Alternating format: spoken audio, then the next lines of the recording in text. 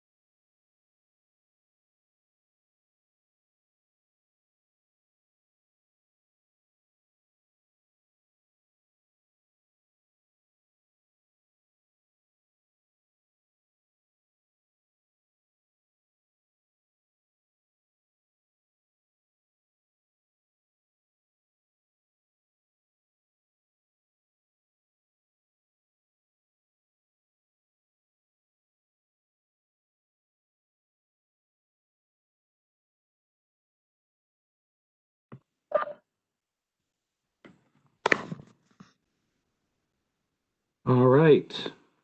I think we're almost here, all here rather. Jose, how's our attendance looking? Pretty good. Looks like we have 39 participants. Okay, fantastic. Just give everybody one more minute and I'll go ahead and get it started. Hello, Walter. You look fabulous. It's Tammy. Oh, hello, Tammy. Thank you. Thank Everybody's you. so glad to see you. So glad. Well, thank you. It's good to be back, and actually, let's go ahead and get started. I want to just open by thanking everybody for their patience in July. I had some health issues that I've made a lot of progress on, and I'm doing just fine. But we did have to cancel a couple of task force meetings, and but you know we're back on track, and hopefully everybody can remember kind of where we stopped so we can pick back up on that. But thank you everybody for your well wishes and concern. It's all good. I'm doing fine, and I'm learning how to pace myself. but tonight is we're getting back on track with the task force. I did actually want to, aside from just welcoming everybody, I also wanted to let everyone know that we do have one new task force member. We have Chris Daniel from the Fairfax County Architectural Review Board. And I can't hear anything. Oh, can you hear me? Alvarez, can you hear me? Actually, Gary Maupin, are you able to hear me? I see you on the screen. I can hear you very well.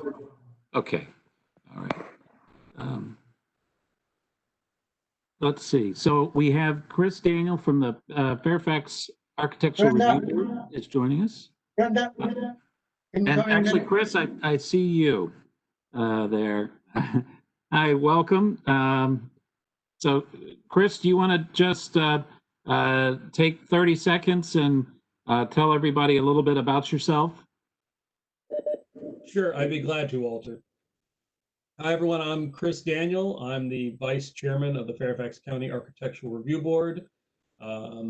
I live in Reston, obviously. I work for the Advisory Council on Historic Preservation, an independent agency that assists federal agencies in preservation challenges. So I have a background in architecture and preservation, and the ARB was really appreciative of Walter and granting us a chance to take a part in this task force because we have a lot of interest in the history of Reston and how this planning effort is going to take off. So that's about the 30-second spiel I give, since I know we got a lot of catching up to do, and I'm also glad to see that you're doing well too.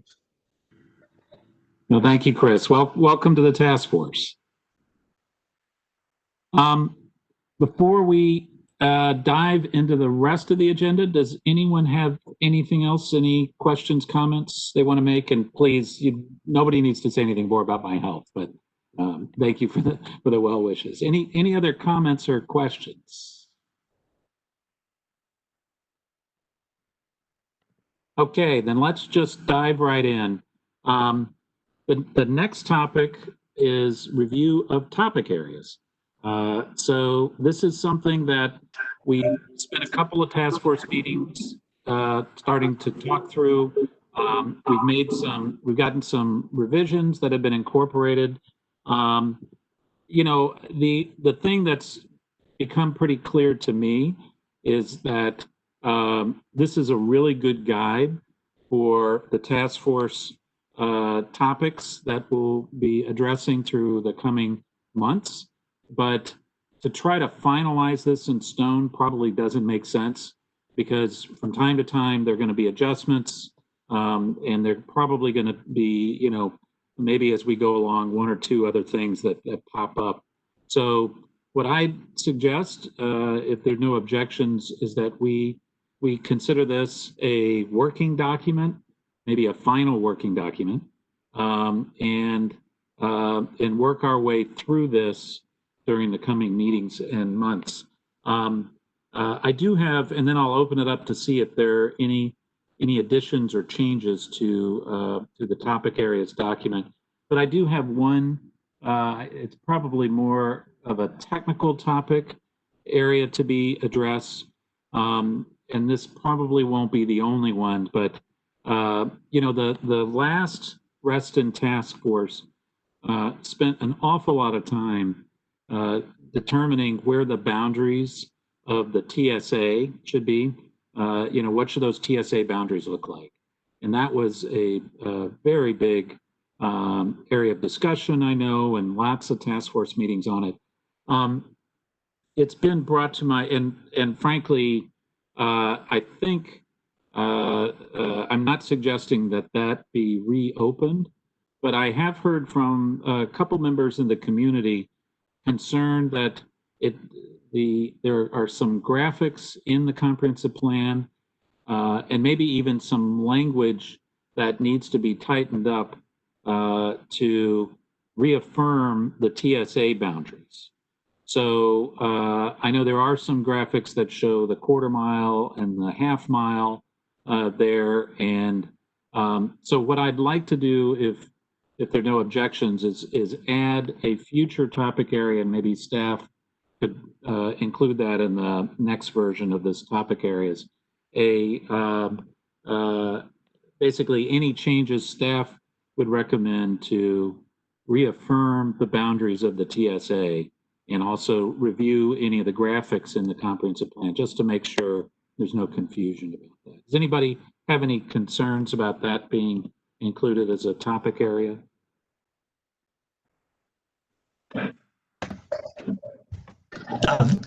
This is Bill Penman. I can't find the hand right, so I raise my hand. Yeah, I don't think. Oh yeah. Can you hear me okay? Yeah.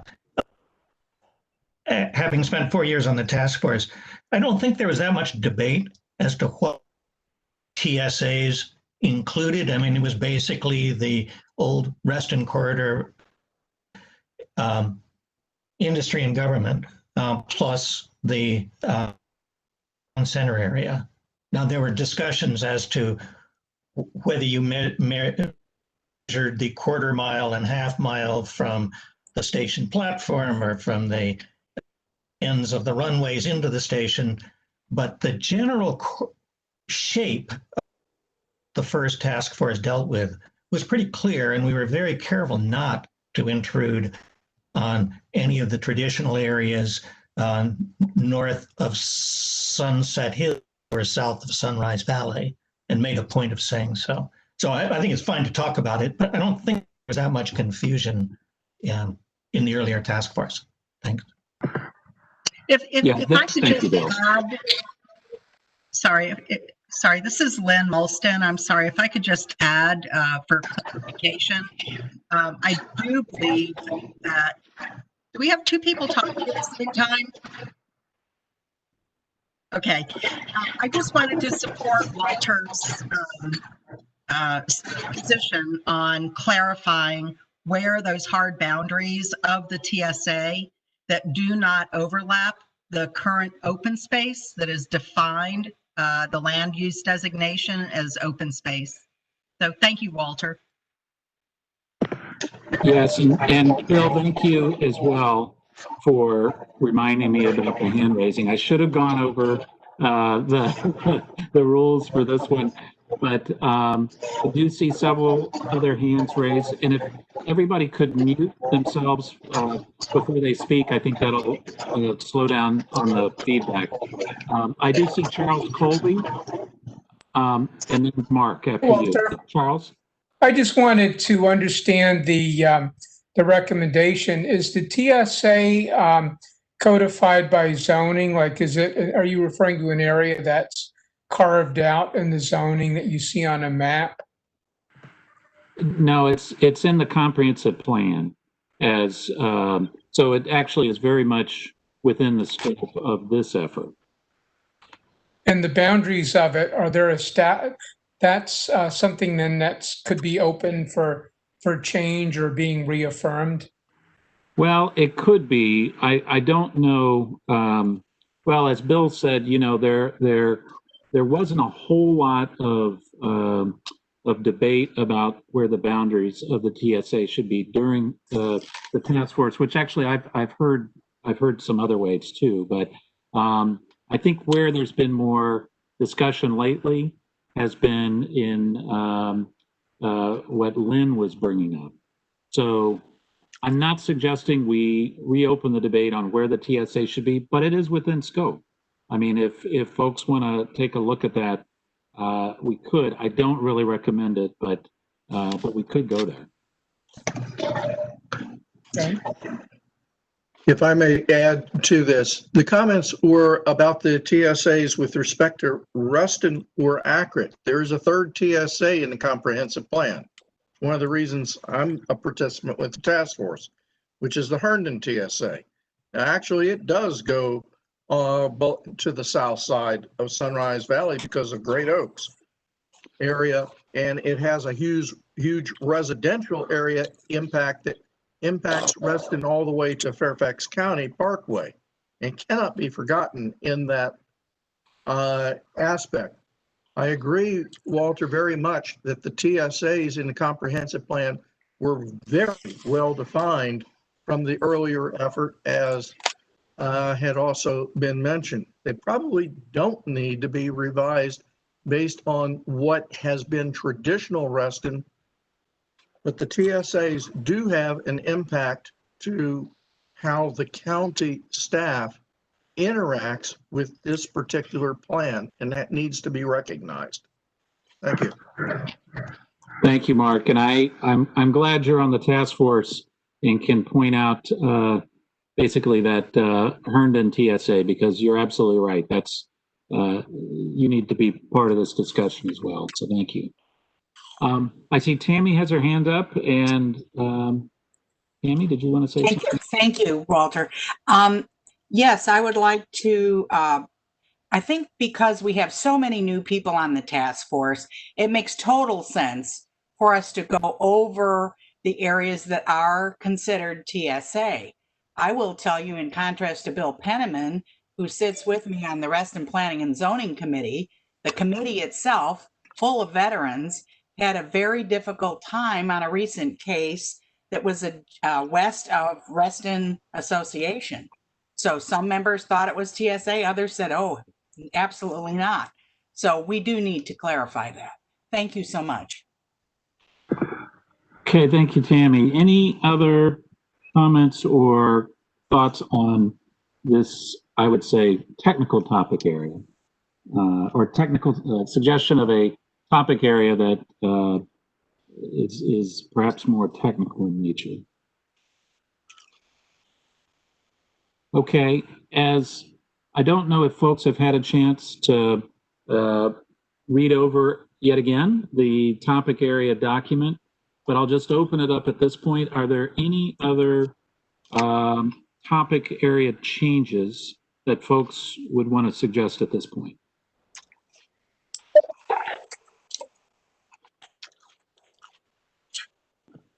And I love the way you raise your hand. It's like the old-fashioned way. And so, yeah, go right ahead, Jan. Yes. I was wondering, I've been looking at this and seeing if there was some language that, or wording that talked about, we discussed about new development needed to have the consensus of landowners that bordered that space before it could be considered. And I'm sure I'm botching the language here, but basically, we did discuss that the neighbors, not of the ones that are already up there, but the ones that are available, that the neighbors should be considered whenever undertaking any kind of big development.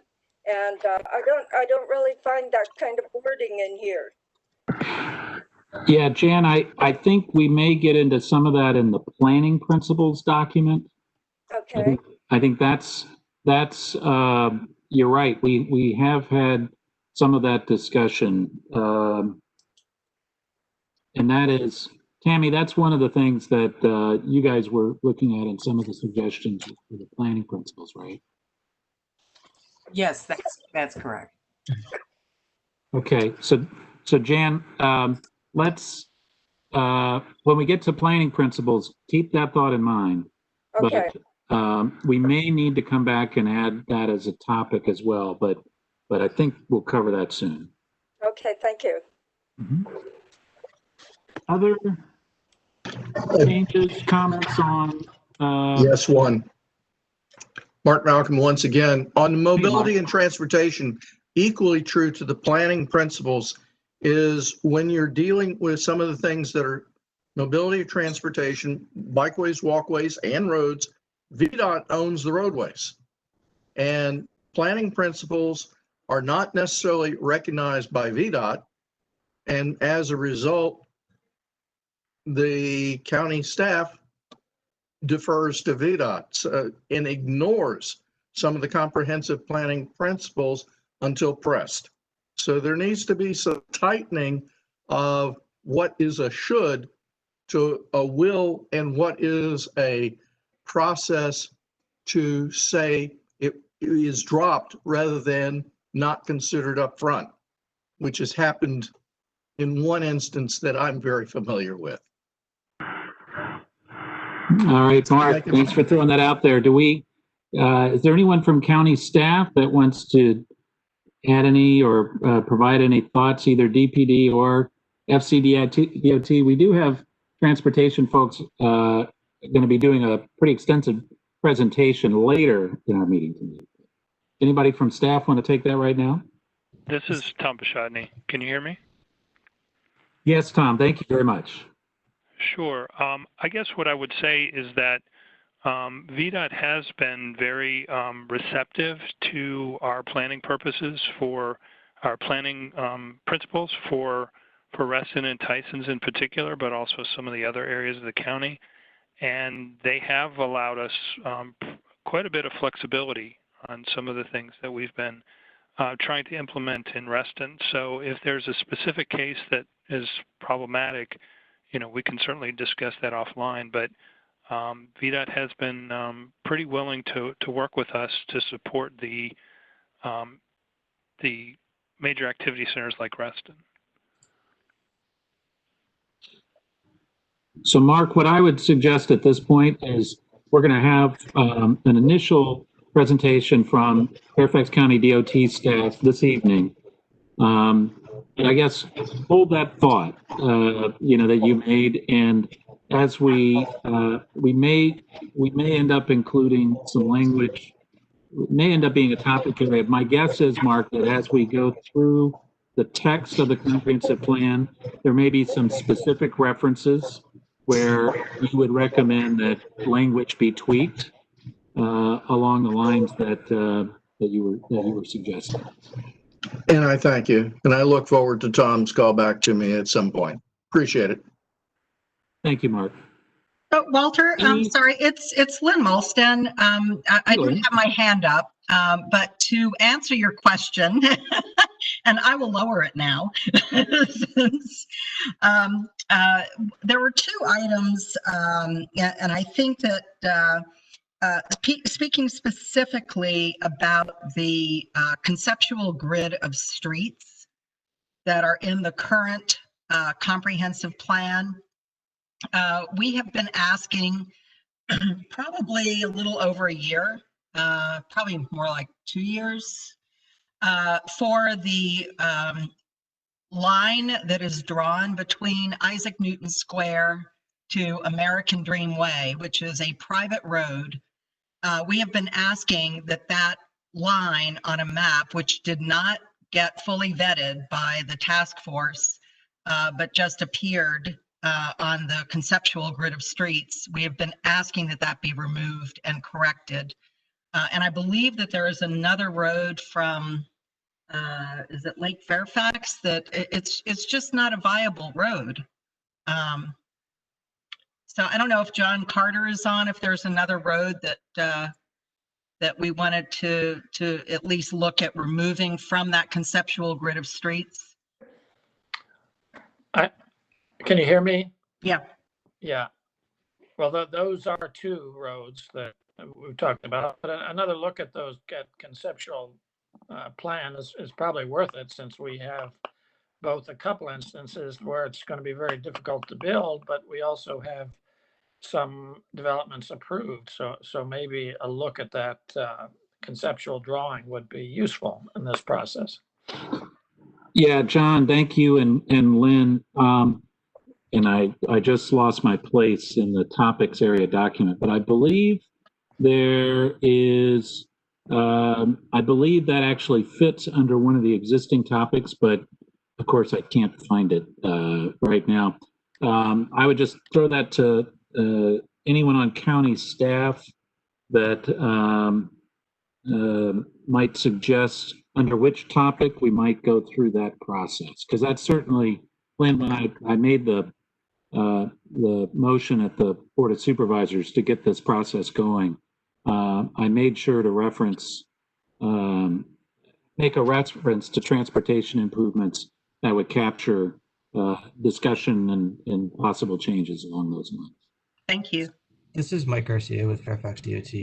There's going to be a listening session at the end of this, and anything about the plan that you want us to look at further, be happy to. I already wrote that one down.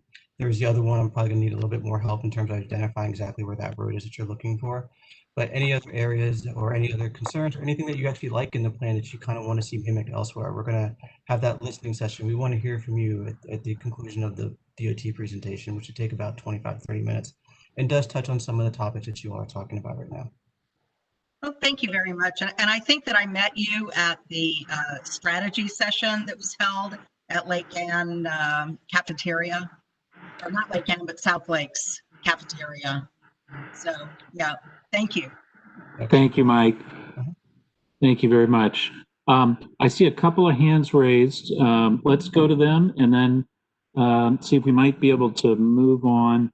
Chris, Daniel, do you have your hand up? I do indeed. Okay, go right ahead.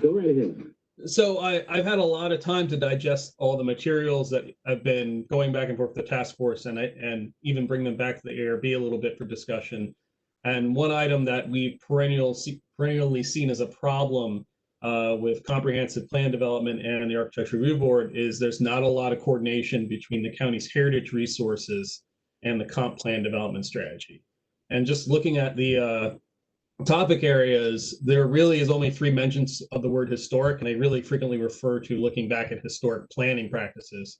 And given that Reston's obvious nature has a historic nature in its planning approach, there probably needs to be more emphasis given there, at least at the recognition that these resources exist, beyond looking at just Lake Ann itself, which is an overlay district, but there are several other properties within Reston proper that have been identified by the county as heritage resources. And that's helpful information for development to begin with because it identifies potential opportunities or challenges that a developer or anyone might come across. And then I know we've talked about in the past that the county also is undertaking an architectural survey of Reston that went underway in the winter and the spring. Obviously stymied a bit by the COVID situation, but that is going to yield other information that the county obviously is looking at a very high surface or high level, but might inform other information. So that's probably my biggest observation at the moment. All right, thank you very much, Chris.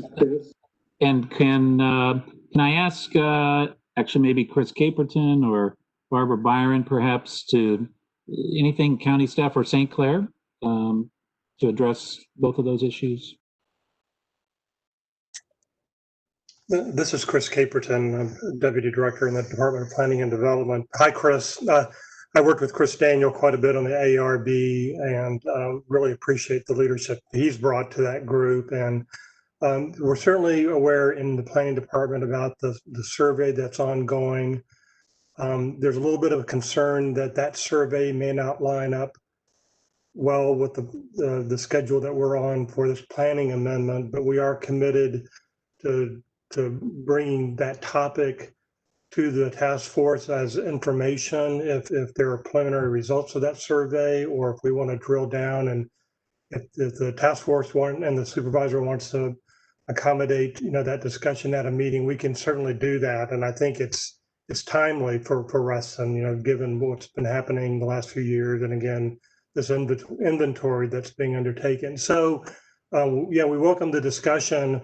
I'm a little bit concerned that it's such an important topic and it's so broad across all of Reston that it really deserves its own time slot, as it were. And I don't know that this particular authorization is going to be the best venue to advance plan language for heritage resources, but we definitely think that the topic is appropriate. And what I might add, only just to follow up on your response, which I appreciate, is that it's not necessarily that we're looking to push major language, but that we need to want to have a philosophy built into there that recognizes that there is a planning mindset that should consider that type of resource as it moves forward. We frequently see that that's the challenge, is that developers and others are unaware of the heritage resources or other, even the ones that are disregarding the current survey. You're right, that is a challenge, and we may have to deal with that later. And Walter brought that up previously when we met with him, that might be something we can't surmount at this time because of the timing, and the obvious pandemic has made that time even more challenging. But there are existing resources, and I think building into the topic areas and philosophies that make Reston, an emphasis on the fact that that is another mental consideration, just like the environment and natural open spaces, is kind of the thing we were also leaning on. Is can we make sure folks are aware of that? Walter, hi, it's Barbara. Yeah, hey, Barbara. Hi, this is Barbara Byron. Yes, I think that particularly after API and the events surrounding that and the survey that we're doing, we are making sure that the historic preservation people are involved in the zoning cases. And I think the suggestion to have at a high level conceptual language about the need to evaluate that in any entitlement is appropriate. Thank you very much, Barbara. And I was just going to put John Carter on the spot. And, is there something in the planning principles that we might want to tweak along these lines as well, John?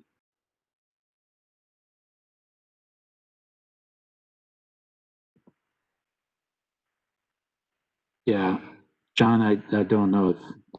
Oh. There you go. About that in the planning principles, and I think we ought to add that. I'm not sure where exactly, but we should look to add that, I think.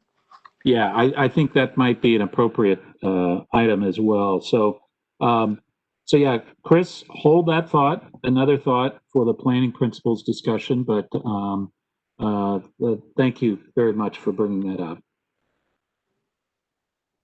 Let me just check and see if there's anybody else. I don't see. Does anyone else want to make a comment at this point about the topic areas? Yeah, this is Bill Penn. Oh, hey, Bill, I'm sorry. I didn't Let me there just was an ask old one hand thing. or a new hand. On the historic perspectives, I had a lot of comments last time, and none of them are reflected in the comment notes. And I also would note that I had a lengthy call with John Mooney after the last meeting. And I think we were in much closer agreement after we got done with the call. So perhaps he and I could do something to edit this. But the first request I would make is under item 2, it blames the 2015 publicly unexplained administrative increase in density on phase 1. And I think that administrative increase didn't have public input and it was, but could we call that phase 2?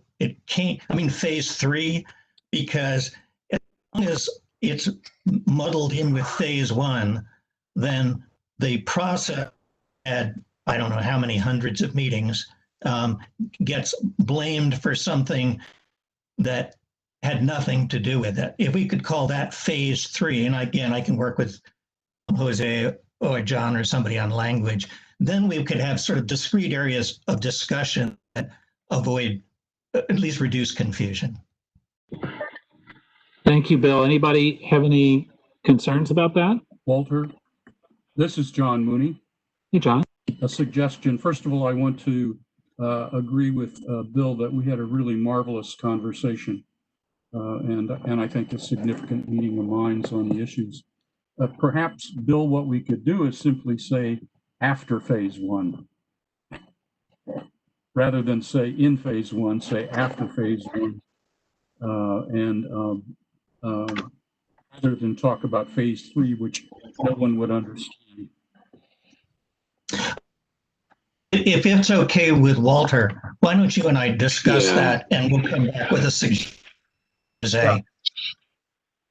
Sounds good. Thank you both. Okay. Appreciate that. Any other hands up on topic areas? Okay. All right. Well, it's 7:32. We've got through that item on the agenda. Let's keep on going.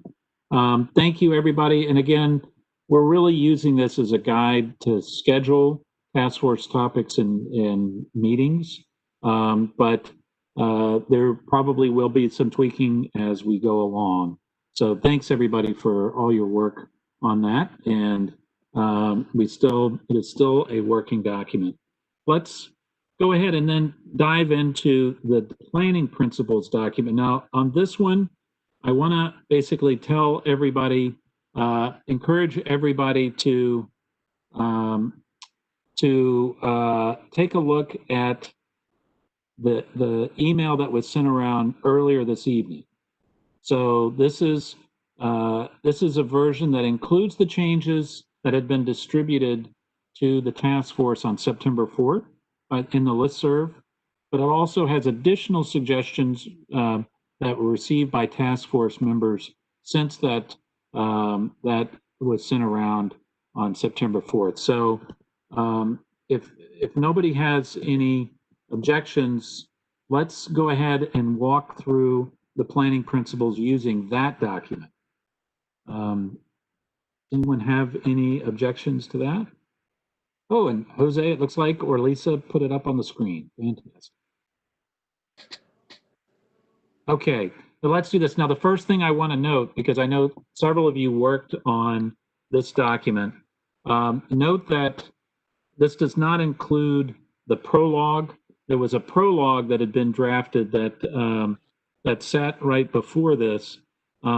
Is basically an introductory statement that probably should go somewhere, or some variation of that should go somewhere in the comprehensive plan. But for purposes of today's discussion, we really wanted to focus on those core planning principles. We won't lose the prologue language. We'll bring that back and have a discussion about that, but really wanted to focus on these planning principles. And John, John Carter, You want to Sure. give a little bit of background and talk this through a little bit? Sure, I can take it. Good, Can you hear please me do. okay? Can you Yes, hear me please okay? do. Okay. So there were a set of planning principles, there's Robert Simon's original 7, and then there were a new set of planning principles working off Robert Simon's in the last comprehensive plan. And now we have another set, not dramatic changes, although a few that changes this time around. What I've tried to do is to listen to all comments from everybody that we've heard from and they should be incorporated into the document as best I could. There's also been a couple meetings with Reston Association about this to go over them. I feel like we're in pretty good shape at this point.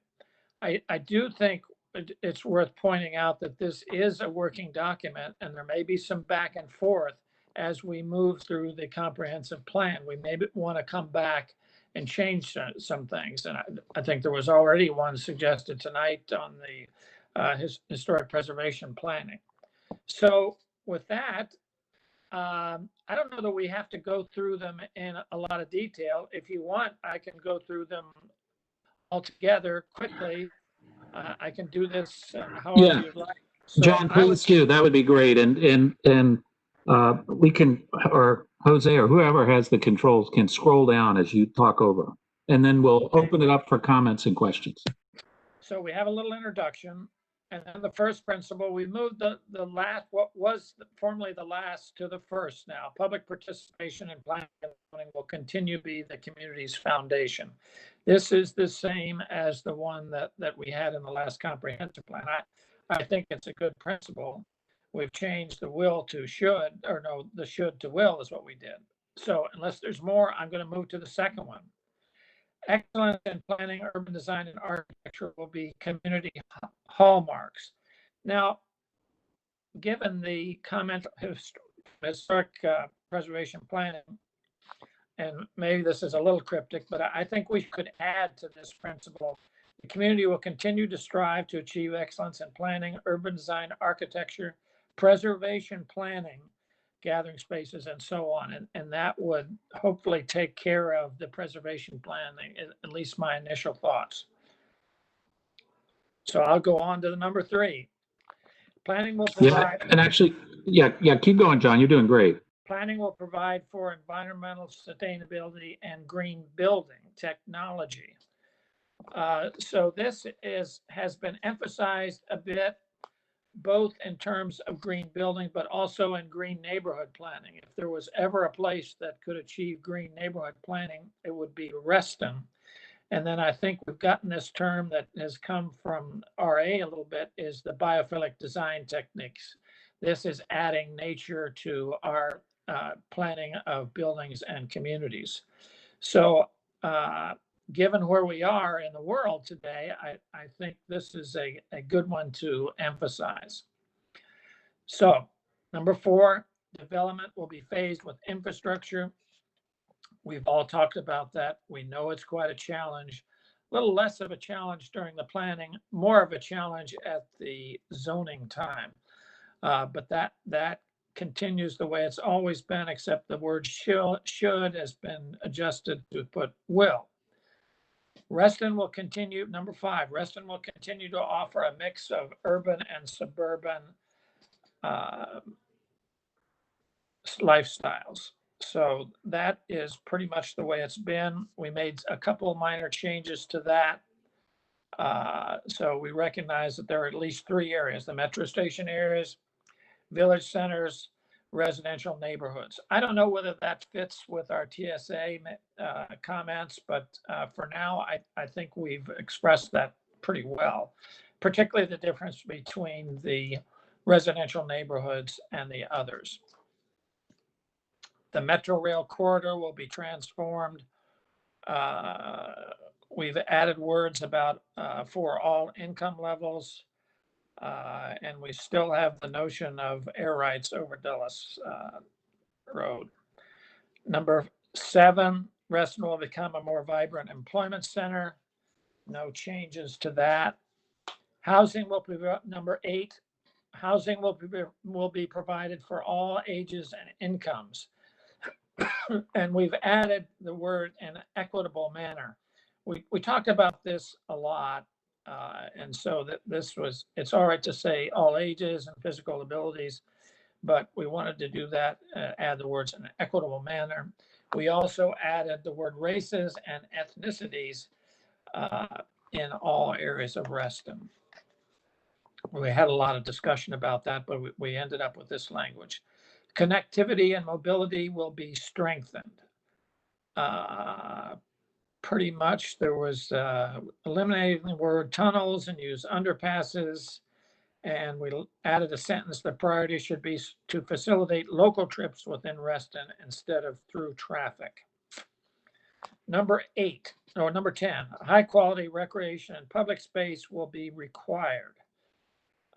So that's pretty much what we had before. And then we have a new one, number 11. Originally this was included in the other principles, but I thought particularly today, and I've gotten influenced by my health clubs, that we ought to have a separate principle on number 11. Land use planning to address health and wellness for all will be a high priority. So this would be the notion that expanding sidewalks and trails, transportation, but enhancing the existing network of interconnected open spaces, augmenting the existing medical facilities. There was some debate about that, but we probably ought to support that. And increasing opportunities for affordable childcare and early childhood education, and improving air quality and circulation. This is an unusual topic, I think, for plans throughout the country, although there are more plans coming up with this kind of principle. And given where we are with our COVID and more attention to health, I thought it was useful enough to add a 11th principle. So that's the whole set of principles. Any comments are always welcome. Yeah, I would John. suggest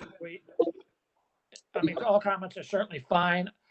I would suggest not try to wordsmith it too much.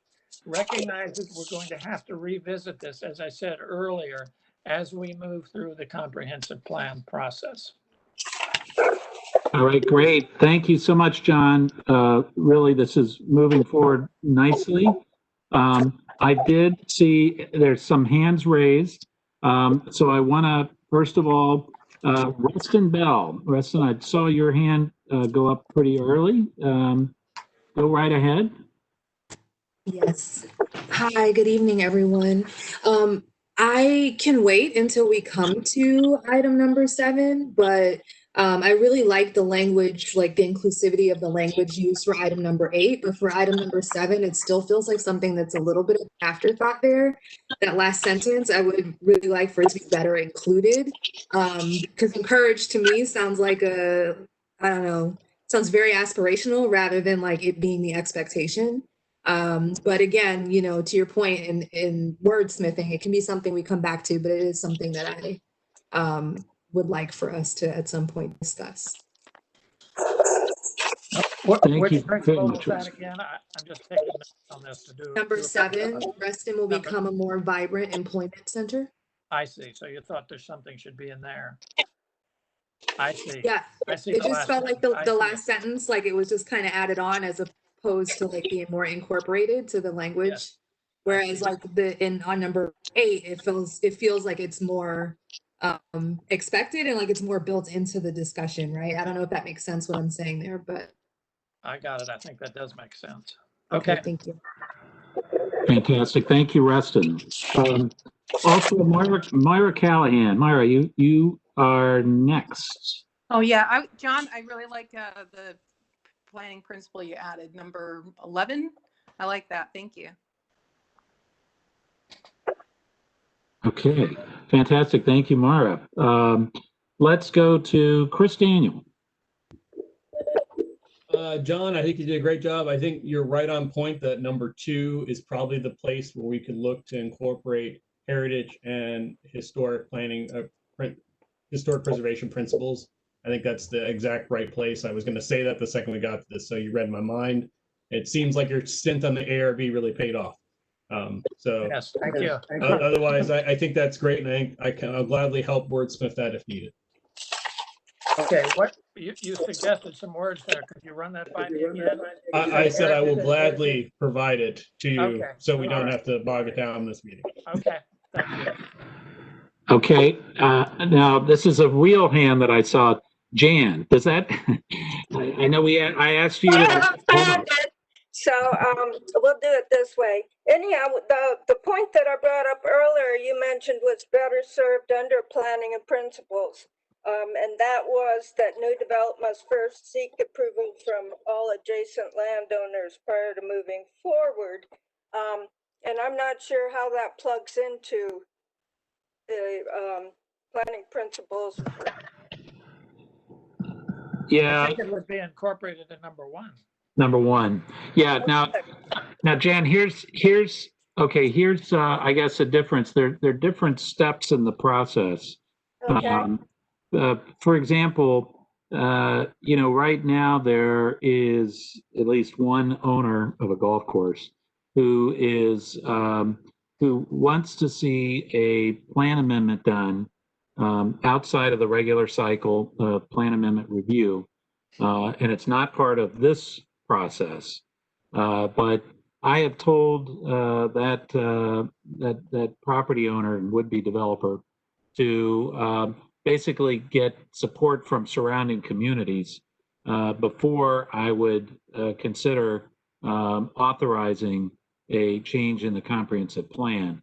So in that process, that is a process that I guess that's a policy of mine. So that is different from, say, a rezoning application, which comes forward that would be looking for conformance with this comprehensive plan, looking for also support from the neighborhoods. But I would not want to see language that would say that basically you got to have unanimity, for everybody in order for it to move forward. I think that could make the process at that stage of the process very difficult. But that's Jan, did you have any other thoughts on that?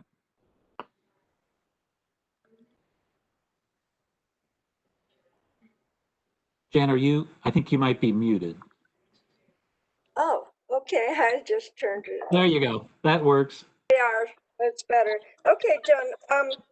Basically, I would like to see that there is still some control by the public over the addition of structures, that we have some kind of say in what is going up in a significant way. And the idea of having the landowners adjacent, I think, is a good one, or something thereof, a compromise perhaps, that spells out, though, that the neighbors need to be consulted. That You want to beef up number 1? Is that or oops? But it doesn't say how it's participating. Yeah.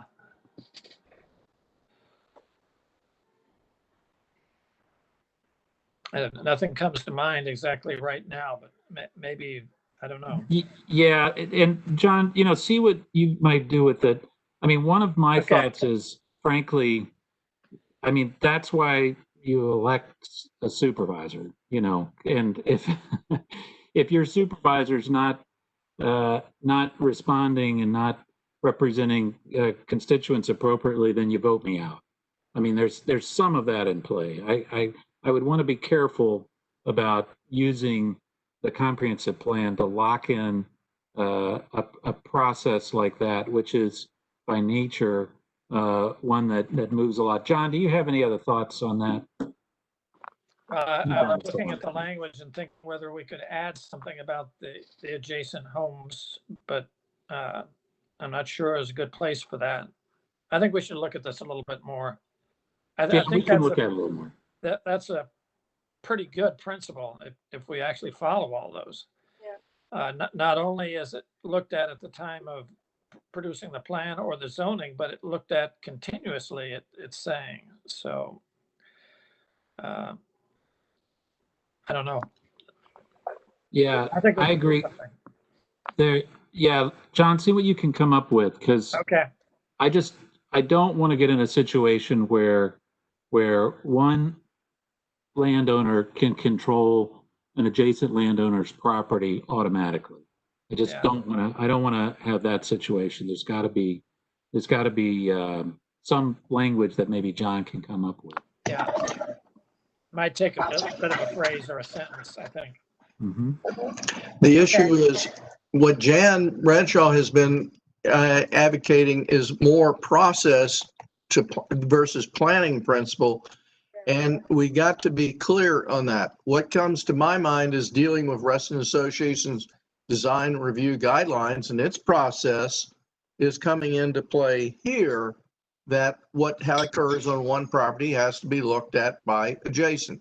And I admire that. It's process.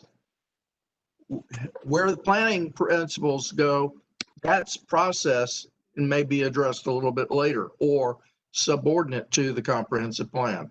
Just a thought. Let's agree to try to do something in that, in principle number one. And I think if it goes, that's where it would go, right up front. Perhaps in principle number one, we could include language about outreach and communication, because I think that's sometimes where things fall apart, is that the neighboring communities are not appropriately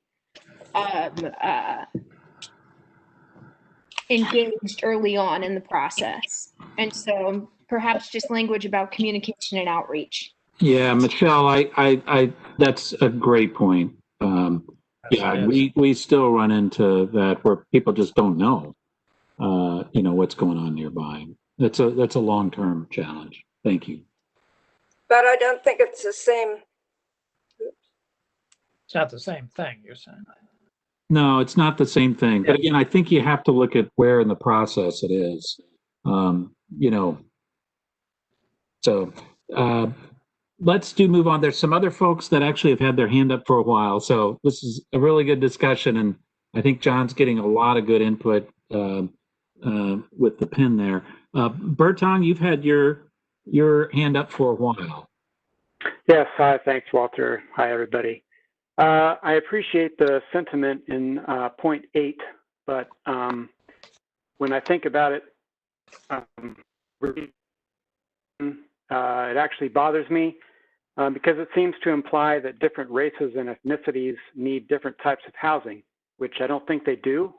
So I liked it better before when it was just housing will be provided for all ages and incomes. I don't know how a planner could plan for housing to be provided for all races and ethnicities. That doesn't seem like a planning issue. But I understand that what we don't want to do is exclude certain races or have certain areas of Reston that are only for certain races. Maybe instead of saying that we'll provide housing for all ages and incomes, that we're going to avoid a systematic exclusion of any races or ethnicities. And I really like number 11. I think that did a good job of capturing some comments that I had and maybe some other people had in earlier meetings, that public health as it relates to land use is about people's ability to move around, and not just where we're going to locate the health facilities. Thanks. Thank you very much. Let's, Bill Penniman. Bill, did you have your hand up again? Yeah, I'll just be quick. Work with John and Jose to include language, perhaps in paragraph 3, that specifically addresses climate change, energy, and water conservation as being issues of planning and rezonings. But I'll up to them. I have a chat item on it. All right. Thank you, Bill. Okay. We also have, let's see, Charles Colby. Charles, did you have your hand up? Maybe. Yeah. Real quick, I think generally these are great principles. I was just going to suggest maybe in that issue of adjacent landowners having a say, maybe a different thing that I've run into in some of these is somewhere a concept of development is harmonious with existing development. It has to do with the fact that sometimes things are built under a certain assumption, and then something new comes in that stands out or contrasts with what's there, and that might be a way of addressing the adjacent landowners' concerns. That's just a suggestion, and some of you would probably have more expert ways of addressing it, but a harmonious, concept for when adjacent landowners. Yeah, thank you. Be better in number 2. Yeah, that might address it there. Yeah, thank you, Charles. And John, when you look at that language, there is some old language in the county's infill policy countywide, which talks about harmonious, so that we might take a look at that as well. Okay. You're supposed to have a plan, building plan, when things are built within the per the Reston zoning, but we never think about when you put new things in, how does it fit with what's already there? Yeah. I think that definitely belongs in number 2.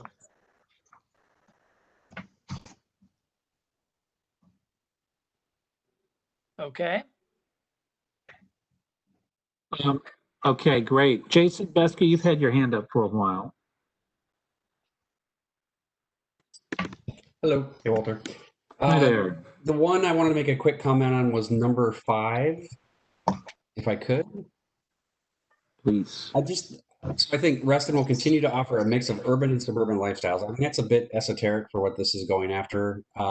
My suggestion would be something around how Reston would offer a diversity of neighborhoods or neighborhood densities, because that seems to be what follows, or at least characteristics. So I just have a problem with urban and suburban and any inherent definition that you'd have to provide. And I don't want to have to get into the situation of defining those for Reston at this point. So that's my quick comment. Okay, thank you, Jason.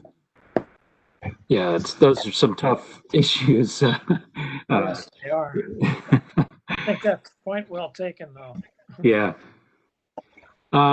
Let's go to David Vanel. You've had your hand up for a while as well. Yes, sir. For John and the folks who helped edit this planning principles document, I think it's a pretty impressive effort. And I'm particularly pleased to see that instead of we're using will and shall instead of conditional words. I especially like the idea of a perennial problem about number 4, development would be phased with infrastructure. And the P&Z sees lots of presentations that the presenter in good faith says, well, it's not our sole responsibility to build this lane or do this thing or get a signalized thing and or connect to adjacent properties, and it leads to what we have running down Reston Parkway, where most of the intersections are D or F, and the infrastructure is not built in conjunction with the proposal. So anyway, I thought it was this is well done and comprehensive, and we should probably have the county attorneys make sure that we can say shall and will instead of the conditionals. Yeah, David, that's I don't know if DPZ wants to hold their tongue on this one or not. I think sometimes it's not a question of if you can put it in, but can it, does it basically, can you back it up if you actually, if it comes to a head? Yeah. Exactly. Yeah. Well, thank you. And again, this is much easier to do at the time of planning, much harder to do at the time of rezoning of individual projects. especially in Virginia with our set of laws. So. Yeah, but thank you very much, David. Thank you. So let's go to, I see Mark Malcolm, and we'll go back through a couple of other folks that have spoken already, but it looks like they have new comments. Mark, do you want to go? Sure. Making sure that was off and I got the mic on. With this, again, the comments between will and shall and the shoulds, sometimes the shoulds create problems, and it's particularly with 9 and 10 that I wanted to have a focus to. With that, at number 9, dealing with connectivity and mobility, there's a new last sentence. The priority should be to facilitate local troops within Reston instead of through traffic. That may be need to be a will. It's an emphasis of trying to get the cross things, the grid of streets related. That's a principle. That's in number 9. In number 10, what it is the reference in the middle of the paragraph. Also, there are 2 shoulds in this. Transit station areas and village centers should include a variety of public spaces. And what it is, that in the old comprehensive plan, the current one, dealing with the Herndon TSA, I've discussed with you about the privately owned wetland being described in the county one as being a park or publicly accessible, which it is not, unless there's a change of things done. With that, there's also the last sentence regarding the recreation areas should be provided both inside and outside the transit corridor. With that, given the extremely high density that's being done in the TSA areas, there's a consideration. Do you actually press developers to not always push it to somewhere else? Those are comments. There were 8 shoulds that remain in this very well-written document that need to be relooked. Thank you. Okay, Thank you, Mark. We'll look at that. Thank you, Mark. Let's go to Michelle Kimmel. You got your hands up, and then we're going to do Len Molson and Moira Callahan. So one thing, I don't know if we can consider it in here, but perhaps maybe going forward, somewhat as part of, I think it was number 7, with employment, where Reston mentioned that the last sentence seemed like more of just an add-on. Another thing that I'd like to consider is also encouraging small or minority and woman-owned developers from participating more in Reston. And so I'd like to see if we could be a bit more direct there too, and perhaps encourage some more people to come in front of the P&Z committee and some other companies that would offer a diverse view of how some of the land could be redeveloped. I think that goes along with the previous comment. We need to look at that last sentence. All right, thank you, Michelle. And then Len, you want to go next? Yes, thank you, Walter. I didn't have another comment. I've certainly been working with John and the team in building out the planning principles, but I just wanted to echo my support of the comments that Mr. Malcolm made. I do think that we have some opportunities to strengthen the language from the should to will. Okay, thank you, Lynn. And Moira, it looks like you took your hand down.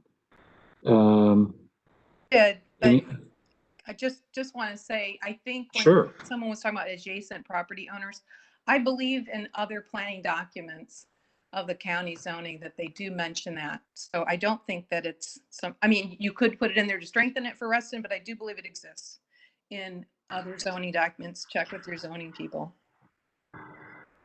Okay, we will. Thank you, Mara. All right. So, John, I think you have a fair number of of edits to make here.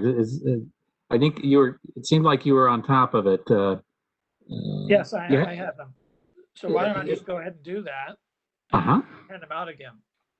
That's great. What we'll do is John, go ahead and work your magic, and we will bring this document back, maybe without as many track changes going, so it's readable, and we'll talk about this again in maybe final draft form. So if anybody has additional thoughts or comments on this document, please don't hesitate to reach out to John, reach out to Jose in my office, either one or both, and provide those inputs, and then we'll get a chance as a task force to review these in the near future. So, all right, thank you everybody for that. It was really good input. I think that it gives a good opportunity, good insight into, I think, a lot of work that we still have to do as a task force in terms of how we can work together and provide input, and how the process, as we start to look at actual plan language, how it can work. So let's move on. We do have now a transportation presentation. And thank you, FCDOT staff, for your patience. I believe we've got John King from FCDOT that's going to be providing a background presentation. It relates to several of the transportation-related topics in our topic table, and I believe focuses on some of the studies that have been done since 2014 and some of the improvements. John, are you on point now? I believe you are for this one, right?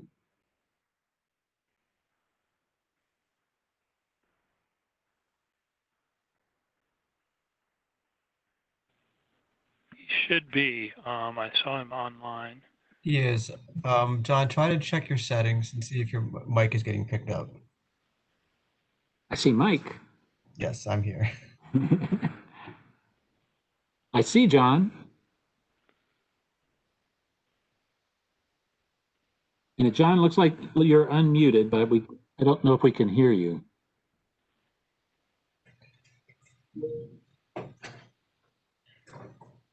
I'm going to go try to give him some quick assistance. Just bear with us for one moment. Yeah, okay. No problem. And just as a sneak preview, later after we have the transportation presentation, we are going to be talking a little bit at the end of the meeting. And by the way, we're going to wrap up by 9 p.m. at the latest, as we always do. We are going to start talking more about how we might transition back to having meetings that include some face-to-face interaction. And I'm not saying we need to make a decision on that tonight, but we have been looking into some options that the task force can talk about and be thinking about as we go forward. So, all right, John? Is that working now? That's working great. Oh, super. Apologies. I came into the office for the first time in a long time. And of course, it's understand. Yeah. John, the mic is yours. Thank you. Thank you. So I will go ahead and reshare.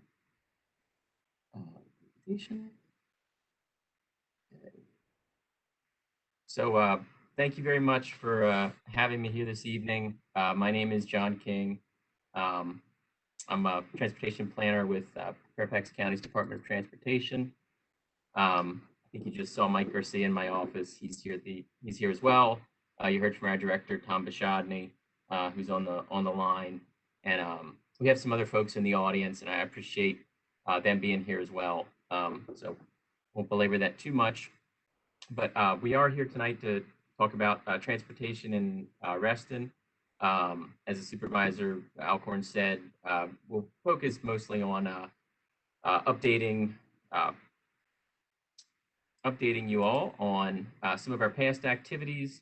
We'd like to highlight specifically the planning work we've done since 2014, We'll touch on our ongoing communication and current studies, go through major capital project updates briefly, and then we'd like to finish with a listening session. It's been lots of very good conversation tonight.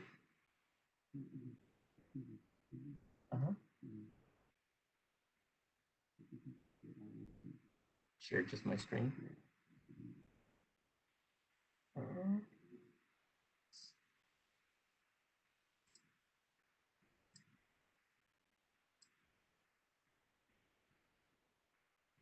That one? Oh.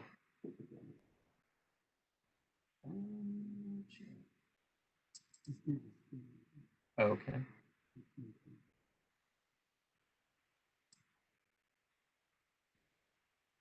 Is that right? It's good now. Okay. Guess you got to see my notes. Again, so we'd like to finish with a listening session. We really do want to hear from you all about the issue. We've heard a couple things come up, but you know, definitely that's one of the things we'd like to do tonight is engage in that conversation. So moving along. Next slide.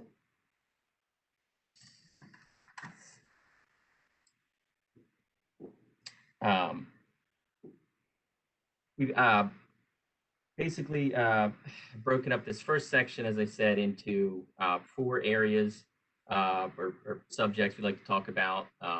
First one, as you all have already discussed quite a bit, is the phase 1 master plan adoption that was done in 2014. Subsequent to that, there was a Reston network analysis that was a more fine-grained analysis and a recommendation coming out of that first phase of work. We'll also touch on the Hunter Mill Road study and finish up this section with some discussion of the Reston Transportation Funding Plan. So first up, the Reston Master Plan Phase 1.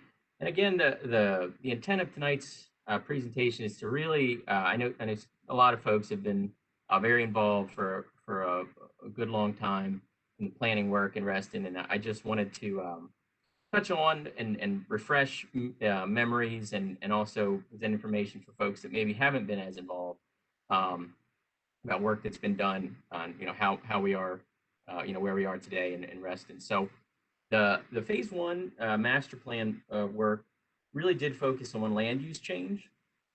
It primarily reduced office along that Dulles corridor. And in place of the office, it increased housing, primarily residential. That gives you a nice mix of uses along the corridor, and is really focused on supporting the Silver Line extension. It's as you all know, a major regional investment, transportation investment, the extension of the Silver Line, and the phase 1 did focus its land use changes to support that, land use and transportation being integrally related. So as you can see here in the graphic, those concentric circles are the transit stations themselves.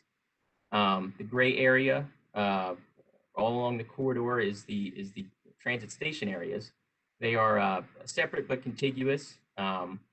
And again, there was that existing pattern of low to medium density office parks along the corridor that was basically changed to a more dense mix of uses, a mixed use where you have folks that can basically live, work, play, learn, all the things you want to do, right there close to the transit stations.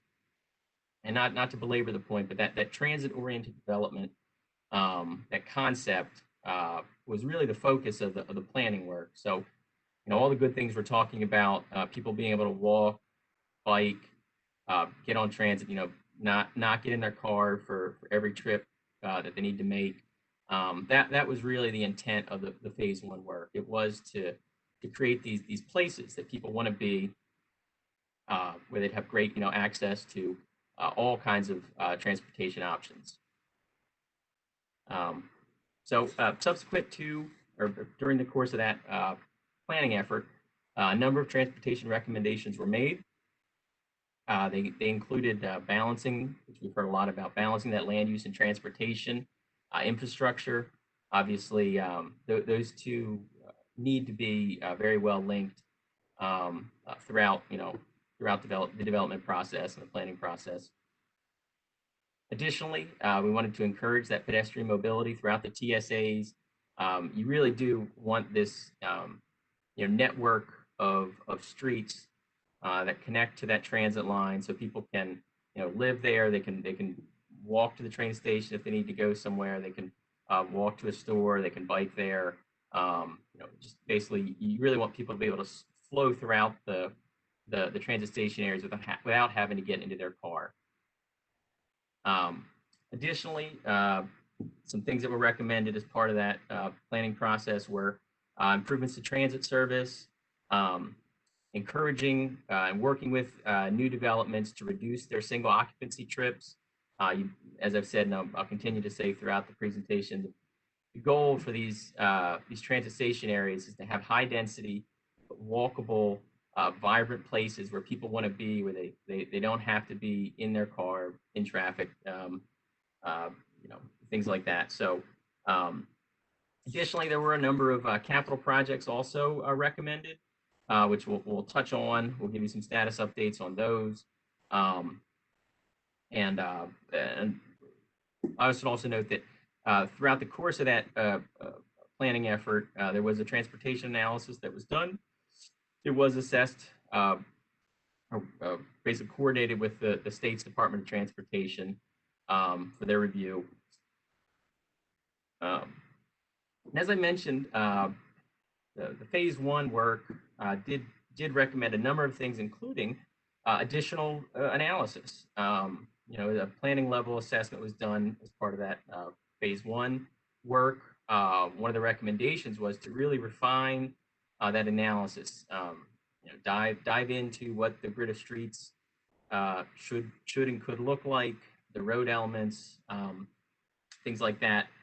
So Reston network analysis was begun based on that recommendation in 2016. Most of the analytical work was completed by 2017. An advisory group was formed that consisted of landowners, residents, community representatives, folks in the community, and they helped guide that analysis. Throughout the course of the study, there were a number of meetings with that advisory group. It ultimately resulted in general priorities for transportation projects in the Reston TSA areas, cross sections for street grids, intersection improvements for problem locations that were identified throughout the analysis, and cost estimates. The analysis itself was roadway focused, but the goal was to support that walkable, bikeable, very active, vibrant community that is desired in the plan.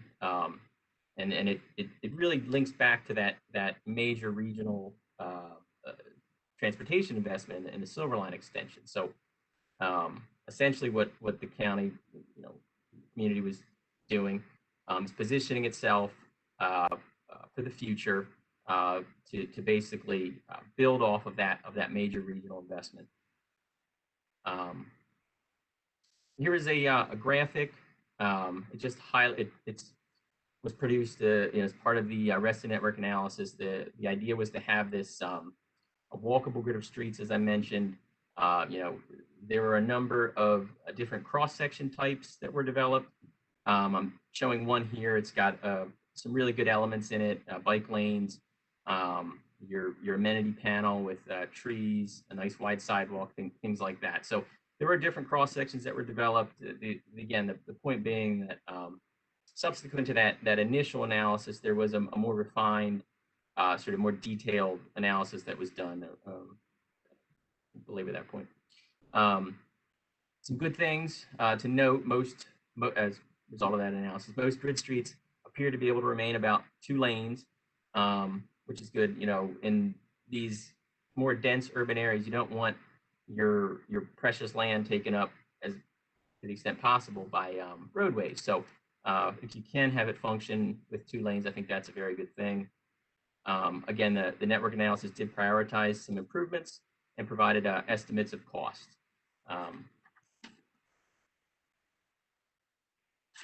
As you can see here, again, some of the priority roadway projects that were initially brought forward as part of that phase 1 work were included in the more detailed Reston network analysis. Those priority projects, essentially the crossings are highlighted here, the soapstone connector, the town center underpass, also improving Reston Parkway and improving Fairfax County Parkway, specifically improving that intersection at Sunrise Valley Drive and the Parkway. You know, the Dulles Toll Road and the Silver Line extension is a very real physical geographical barrier for any kind of north-south movement. So having those crossings come online will do a lot for adding multimodal capacity to the network. Moving on to the Hunter Mill Road study. This was initiated in 2014, concluded in 2017. It was done to address recurring congestion on Hunter Mill Road. Specifically, there are 2 intersections. They're very closely spaced. You can see them there. It is the Hunter Mill Road at Sunset Hills Road and Hunter Mill Road at the Dulles Toll Road westbound ramps. They're very closely spaced today, and they're where the congestion was concentrated. That was the findings of the study.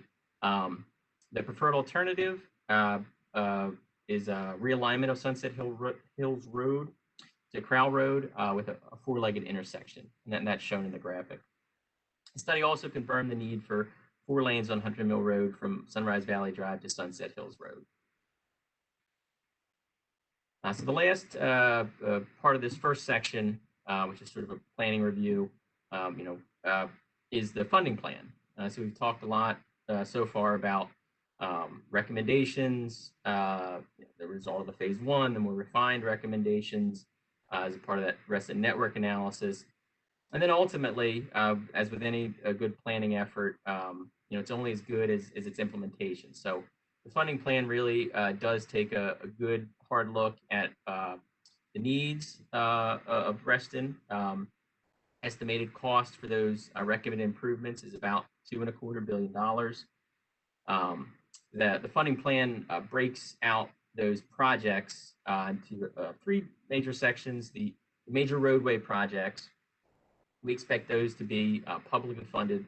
Those are the crossings of the toll road and such, your bigger capital projects. You couldn't have one. It's very unlikely to have one developer do something of that magnitude. So the major roadway projects we've earmarked as publicly funded. Intersection improvements we expect to be paid for by the service district. That's about $50 million worth of need.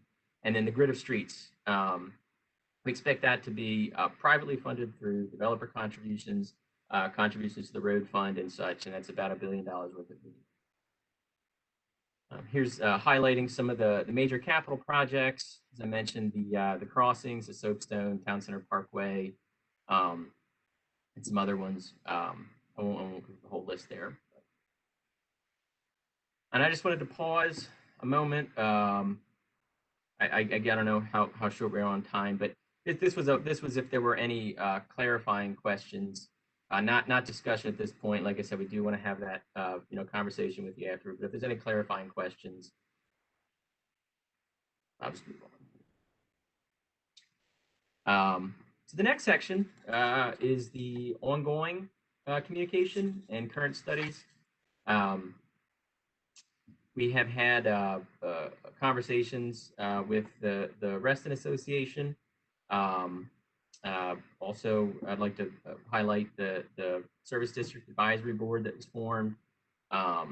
There's a long-range planning study. We mentioned the Parkway briefly and some of its needs, but there's a long-range planning study going on for the whole Parkway, which could help areas of Reston.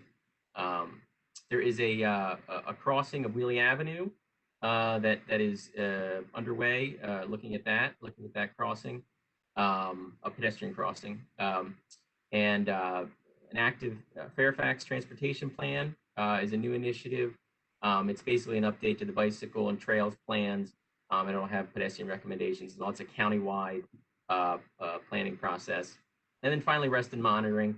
That's another callback to recommendations from the phase 1 work that basically said, yes, we think this can work, but let's track it. Let's make sure we're collecting data and we're keeping an eye on it, and we're sure that those needs of development are being addressed through the transportation network. So as I mentioned, the Transportation Service District Advisory Board was formed. The advisory board is tasked with reviewing the pace and location of development, in part to ensure that development and transportation are proceeding in tandem. The advisory board has had 8 meetings in the last 2.5 years, which is very active, which is a great thing. And most recently, the advisory board recommended maintaining their rate of about 2 cents per $100 of assessed value. There is actually available on YouTube the meeting with the Reston Association, specifically to talk about the PRC zoning amendment. It was a transportation work session. County staff in July of 2018 talked about planning assumptions, analysis methodology, industry best practices, development trends, a whole litany of topics. Based on that conversation, the county did refine its funding strategy. I've already highlighted some of that, and they initiated data collection at some intersections outside of the transit station areas. While that phase 1 was very much focused on the transit station areas, we understand, as with this authorization, there's more to Reston than just the rail line and the transit station areas. So we definitely wanted to take a look at that.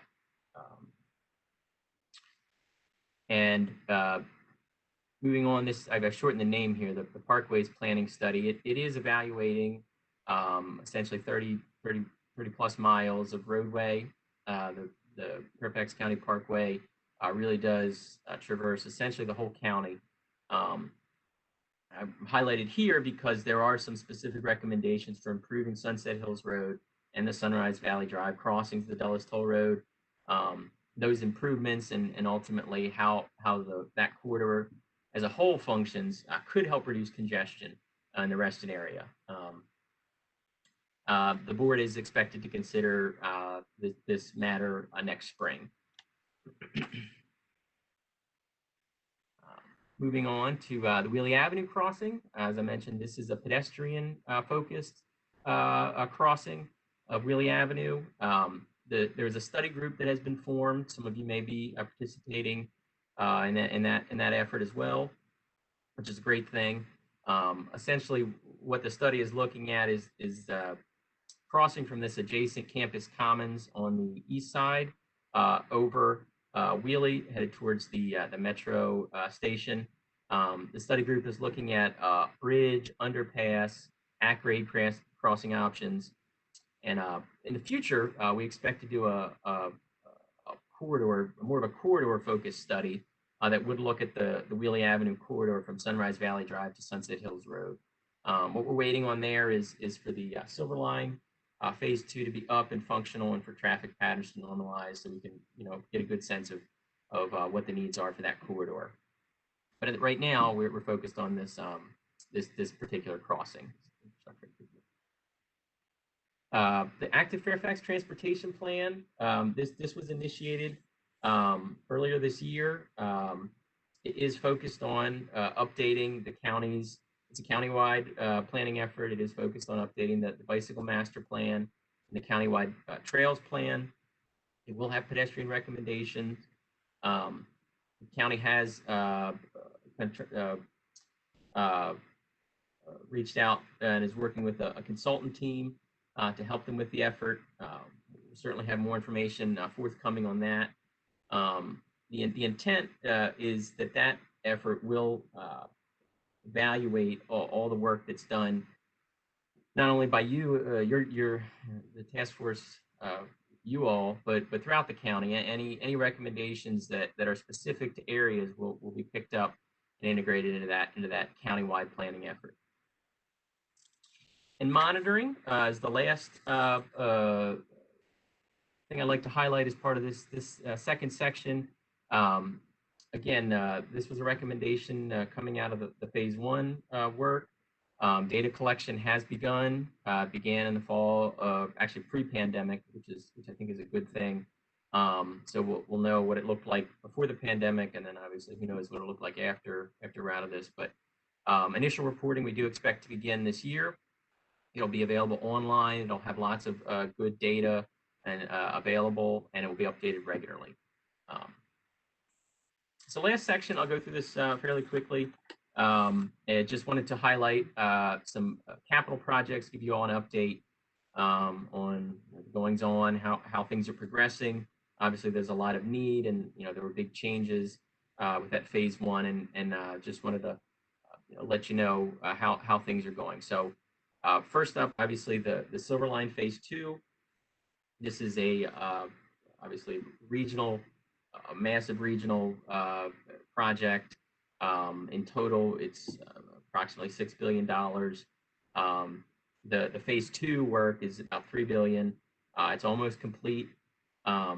It is extending the Silver Line about 11 miles from really Reston East out to Ashburn.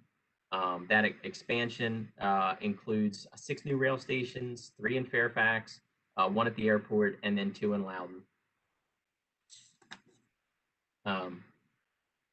This is another project on Wheeling Avenue. This one is a pedestrian bridge to improve vehicle and bicycle and pedestrian access near the metro station. Essentially, this will replace the existing at-grade crossing. And while it is a trail improvement project, it should also improve traffic operations by taking that foot and bicycle traffic out of the intersection, the physical intersection itself, sending it over that intersection. The cost is approximately $13 million. We do expect that project to be completed in the summer of 2023. I think I heard at some earlier meetings quite a bit of discussion about bus service.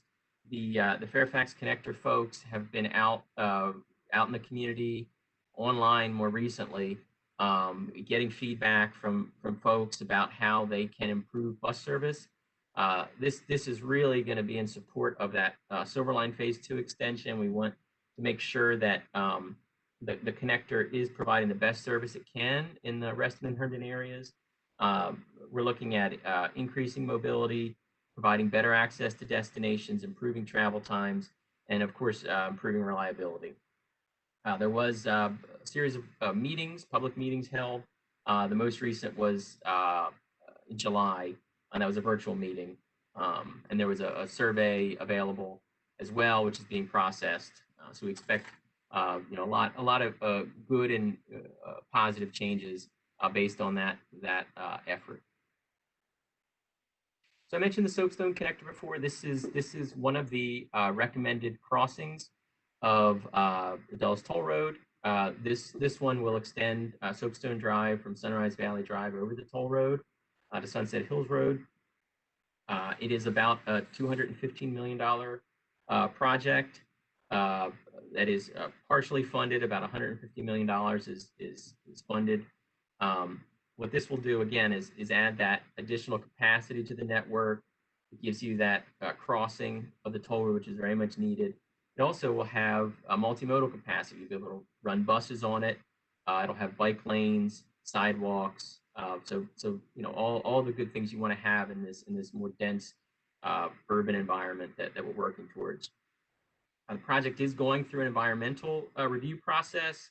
And we do expect that environmental document in the next sometime next year. Another crossing of the toll road, the Town Center underpass. This is again going to extend the Town Center Parkway from Sunset Hills Road to Sunrise Valley Drive, providing that crossing, much needed crossing of the toll road, adding additional multimodal capacity. The underpinning for this underpass was actually installed below as part of the Phase 2 Silver Line extension, which is great. Current status: there's a draft feasibility study that is initiated by both the state, VDOT, and us.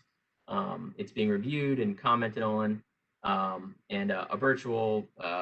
We expect there to be a virtual information meeting this fall. We don't have a date for it yet, but that's what we expect. This is actually an interim improvement. As I mentioned, there is some long-range planning going on the Parkway, but this intersection in particular seems to need some help. This project will, in the interim, relieve congestion on the westbound approach of Sunrise Valley Drive. It's about with $500,000 in funding that was approved based on service district recommendations. The project was going to convert. It's going to convert the westbound through left lane to an exclusive through lane, add an additional westbound turn lane, and convert the northbound right lane to a shared through and right lane. And it will also have bicycle and pedestrian enhancements. The last two project updates are sort of done en masse, or if you will. These projects are focused on improving access to the transit station. So a lot of bicycle, pedestrian, sort of active transportation type of projects that I think are so good to have in this area.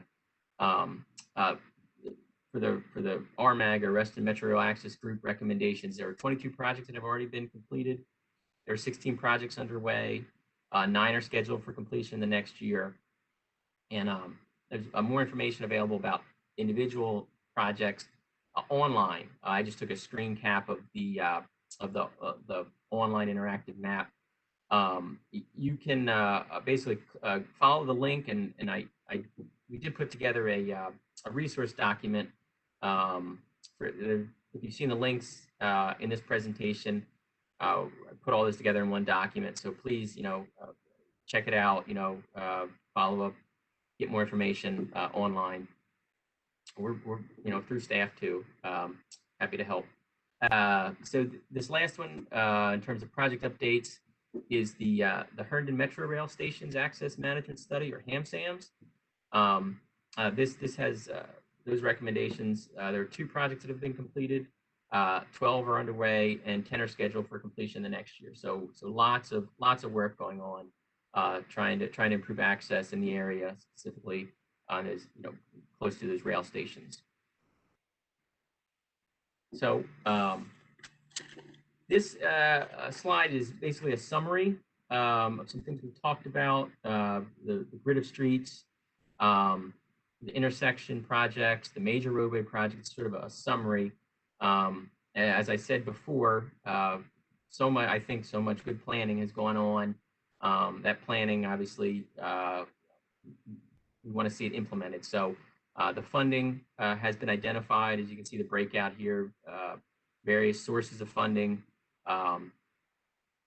We expect to build all this out.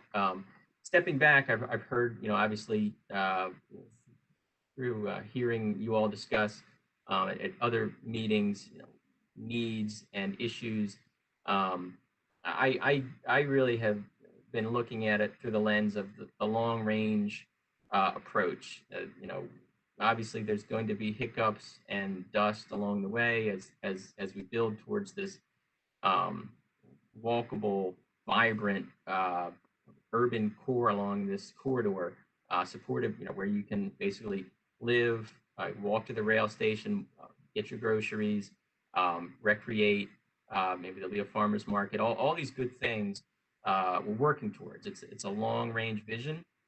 Obviously, 25, 50 years down the line. But I think what we've done, what you all have done, and so much kudos to the work that has gone before, is position both Reston area, the county, the region for growth. I think you basically what we know now about planning is you really do need to concentrate your density around transit. You need to have walkable neighborhoods. There's so many good things that come out of it that if you don't plan for that future, if you just let growth occur, eventually your roadway network, your region, your vitality is going to be choked out by that growth. So planning for that dense core along the transit stations, making them walkable, vibrant places where people want to be. I mean, that's really in a lot of ways future proofing not only Reston but the county and the region. So I think that is the end of my presentation tonight. I really do appreciate you all providing us the opportunity to talk to you tonight. And certainly there's one thing you take away from tonight's presentation and discussion is that we want to hear from you. I personally, and I know everyone here feels like we're in a common cause. There's so much good going on in the area, and we just want to support that and work with you all to do the best that we can to make Reston a great place, continue to be a great place. So I'll end my presentation there. All right, John, thank you very much. Okay, it's 8:41. So at this point, what I want to do is open it up for comments and questions for DOT staff that are here. And I want to do 10 or 15 minutes of that, but then before we close at 9, I also, if there are any attendees who have been in the audience who have comments or questions about the transportation presentation or anything that we discussed earlier, I want to also make that option available for attendees. So for task force members to dive in, I see Tammy, you have your hand up, is that right? Thank you. Thank you. A couple questions, a clarification. You're on Hunter Mill Road. 4 lanes are planned from where to where? Crowell to? It's Crowell to Sunrise Valley. Okay, so how are you getting 4 lanes in that bridge, in that tunnel or underpass over under the tollway? So on various aspects, what we found is some of the improvements won't be actually realized until portions of the bridges that carry the toll road over Hunter Mill Road will actually be reconstructed. So there'll be interim improvements that we can do, such as the realignment of Sunset Hills to Hunter Mill, but then there will be segments that might need to wait a little bit. Okay, second question. Is your PowerPoint going to be available? Yes, it is. Thank you. Going to PDF it and send it over to the supervisor's office, and it will be also up on the DPD website. Perfect. And the third question, or is an idea that I had, and I've been mulling this over for quite a while now, but I would love to have, and especially for transportation, a 3D printed topographic map of the Reston area so people can actually see the changes in elevation to understand. We're looking at this as a 2D map, and it's very difficult for people to get how an underpass works, how an overpass works, what the requirements are, what how the golf courses fit in topographically, et cetera, et cetera. We're in Virginia with a lot of rolling property. We're not flat. So has the county ever done a 3D printing of any area? Is that a possibility? I know that for the Reston Planning and Zoning Committee, a developer, Comstock, did a 3D model of the Wheelie, their whole Wheelie north of the Dulles Toll Road, and they included JBG to the east. It was stunning when people actually saw that and could understand what they were planning. So I think that might be a very, very useful tool for the discussion of our task force. Understood. And I think DPD has actually been working on some sort of graphical GIS representation of that. Their tech department has really done a lot of work to kind of take the approvals and then the concept plans. So I think at some point when they have it in a good place, they'll be ready to share it. I will say as part of the Reston monitoring effort that hopefully will launch in the next couple of weeks, at least with transportation, we'll be able to show kind of where we are with transportation. And at some point in the near future, I think DPD will also have their information up on the website, and hopefully that will be part of it. But DPD staff is also on, and they can kind of take that and hopefully work with it and see how far, and kind of give you a response of where they are, either today or at the next meeting. Thank you so much. And I would like to just take one opportunity real quick. So I know we're asking for an open-ended conversation from everyone, but I also want to make sure that we're talking about the comprehensive plan. So as to that, there are some things I wanted to ask the task force so that you all can kind of start thinking along those lines. So are there elements of the plan that should be looked at? For example, do some sidewalk widths or bike recommendations need to be changed or tweaked? Are there areas of the Reston that we need to focus more on, specific areas? Is there something that you saw that was a benefit to the area where it's on the plan or has been constructed? Are there opportunities within Reston to replicate it? So those are some of the things, at least to kind of get the thought process going. And I will say that not everything that you all tell us as we write it down tonight will be able to be addressed through this effort or through the comprehensive plan. And if they're not right for the comprehensive plan, we'll just find another way to kind of handle the comments or questions that are coming forward. Thank you so much. That's amazing. Thank you, Mike. Actually, John Mooney, I believe you had a comment or question? It's kind of both, Walter. Thank you. Tom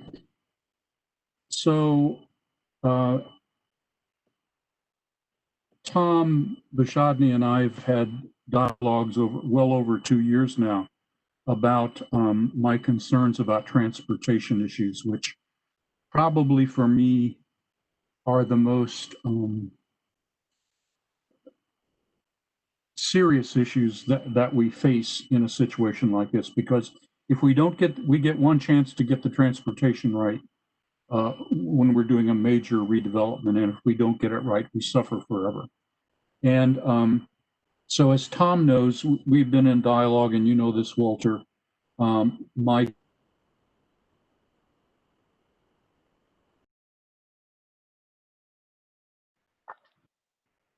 John? Uh-oh. I think he's deferring. That's on the TSAs. John, sorry to interrupt, but we didn't hear the last 20 seconds of what you just said. So you were just getting to the good part. There is a God who loves you. All right, go ahead. Start over the substantive side. So basically, I've been in conversation with you, Walter, and with you, Tom, for 2 years now about my concern about what the Reston Network Analysis final report did not do. And that is examining the impact on non-TSA Reston of the TSA developments. There's no modeling done of that. And Tom generously worked with us and proposed not just a monitoring study, but a modeling study of 7 key intersections in non-TSA Reston to determine the impacts of TSA development on the rest of Reston. And I know that various attempts have been made to fund it. And all I can say is, I really think this study is complete if we don't deal with that issue. I think the tolerances are very narrow in our transportation plan, given all of the development happening in the TSAs. And it is my gravest fear, personally. And it's shared, I think, by others in Reston. Thanks. Okay, and we have those 7 intersections, and actually we went out and monitored. We counted them specifically with the Reston monitoring effort. So when that website launches in the next couple of weeks, you'll see those intersections on there. They have some level of service that have been applied to them as well. And every time we go out and monitor all the intersections in Reston, we will make sure to definitely capture those 7 as well. Again, Thank you, Mike. My concern is not just monitoring, it's modeling. Yes, and that's correct. And we still have, we're still trying to find the funding to do that modeling. We thought we were in a position where we might have it. Then the virus, the pandemic hit, and the budget was reduced significantly prior to the board's adoption. So we are definitely hopeful that we can rebound from the virus and there can be some money for modeling. It's still on our priority list, and as soon as we can get to a point where we can get the money, we can start that modeling work. And I appreciate your efforts along these 2 years, Don. Thanks. Okay, thank you, John. I got Lynn and then Michelle.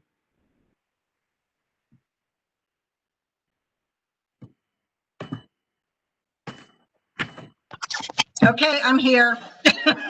I just had to get the mute button pressed. So yeah, I'm going to go back and at the beginning of tonight's meeting, I had mentioned something about the road from nowhere.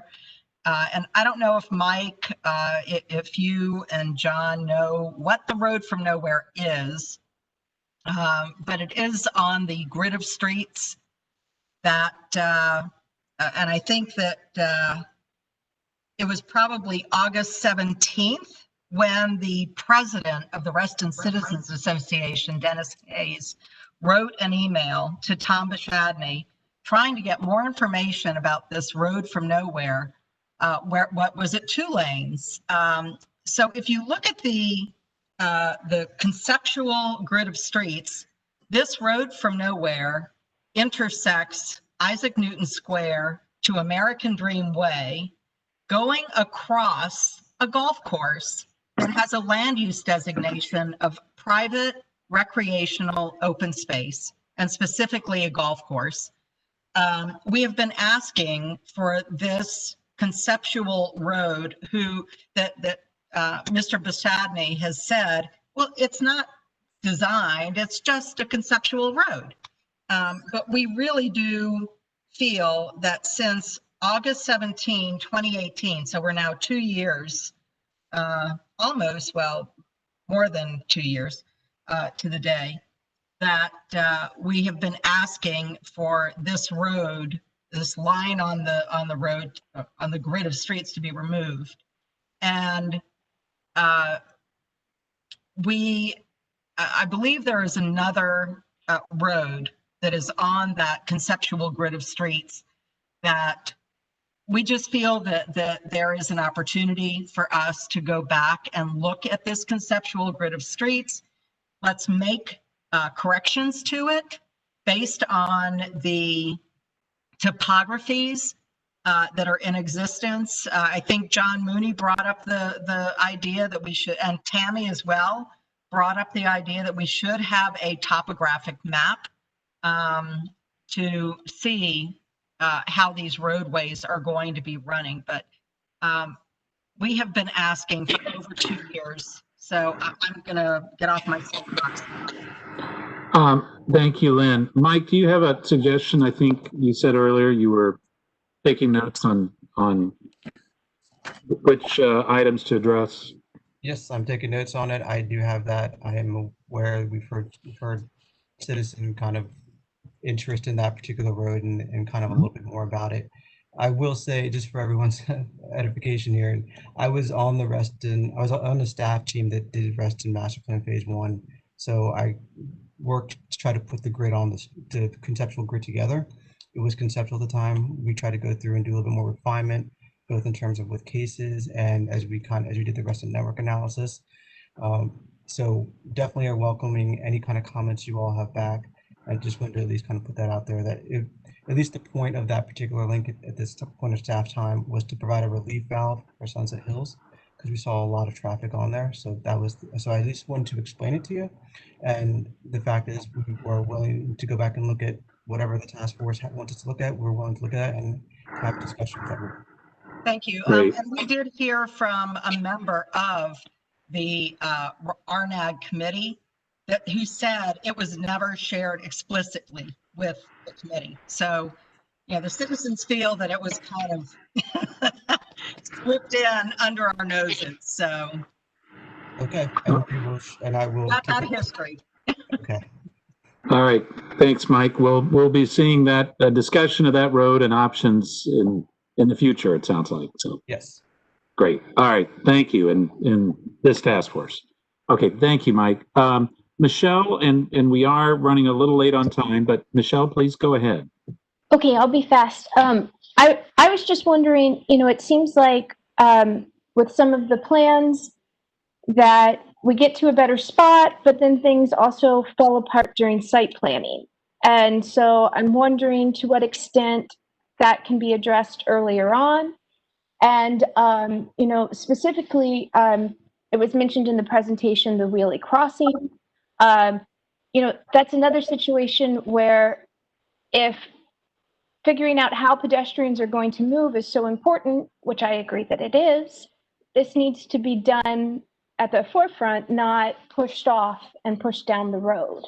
And so I'm wondering what we can do both as a community and then also working together with staff to make sure that these are addressed properly and as quickly as possible early in the process. Walter, it's Barbara. May I respond to Michelle's first part? Yes, please. Yeah, thank you, Michelle, for bringing that up. We're aware that we've had some disconnect issues.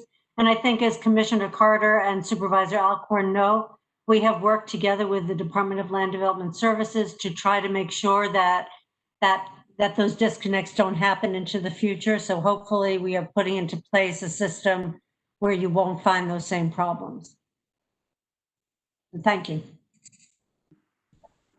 Yeah, and Michelle, I appreciate it. I personally I agree on the Wheelie Crossing. We're working through those issues right now, but those are critical issues that probably need to be dealt with at the rezoning stage. So thank you for pointing that out.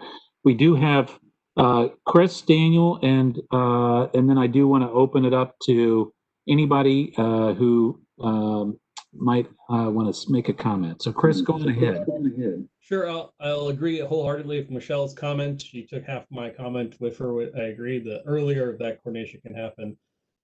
As a side comment, looking at the plan goals that we have right now and the topics we're aiming for, I think the more we can try to look at how there's an interconnectedness in local alternative transportation options across Reston, not just reducing congestion because of obviously all the pass-through traffic that happens, but how can we encourage, how are we seeing these tie-ins from all these resources that DOT is presenting, and how are they actually laying on top of the goals that we're presenting here? The presentation was great in showing what's going on, but it would be helpful to see how that marries to some of the task force objectives. Okay, thank you, Chris. And I do want to say there are one or two more comments from task force members who have their hand up, but it looks like we have an attendee with his hand up. Michael, is it McDermott? Yes, can you hear me? I can, thank you. Okay, this is for the task force, but it's also for Mike Garcia. I'm chair of the Multimodal Transportation Advisory Committee of Reston Association, and within the last month or so, we put out the Reston on Foot and Bike, or ROFAB, 6th edition. This is a 30-year report, the 6th edition, which just came out, and it covers things like streets, intersections, and the like in terms of foot and bike. So Mike Garcia was asking if there was any information about that. I just wanted to pass that on, and it will also be useful to, I think, the task force in general. You can get a copy of it through Reston Association.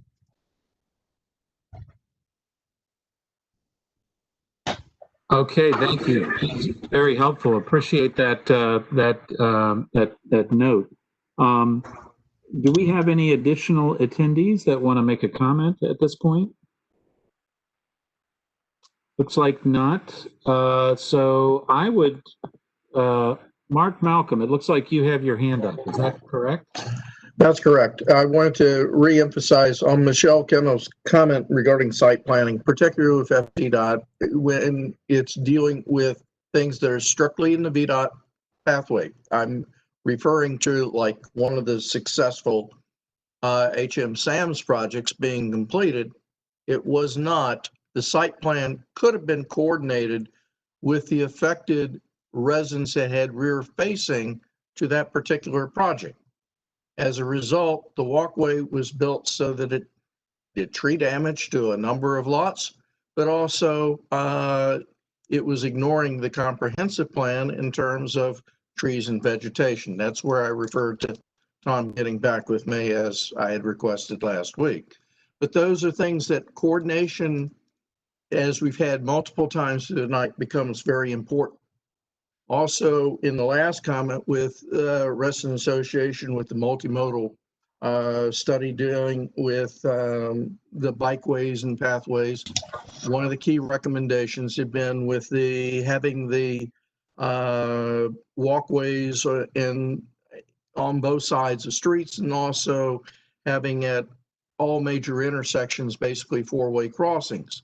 One of the key ones that was pointed out in the transportation presentation, I think around slide 30 or thereabouts, regarding is that Fairfax County Parkway, that great improvement in Sunrise Valley, it's missing one of the, three of the four are marked, have the street crossing lights.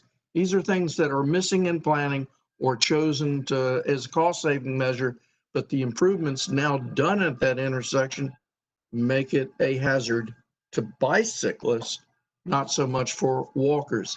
These are things that'll come up and reiterate in the listening session, but I want to just point them out. They do exist. Okay.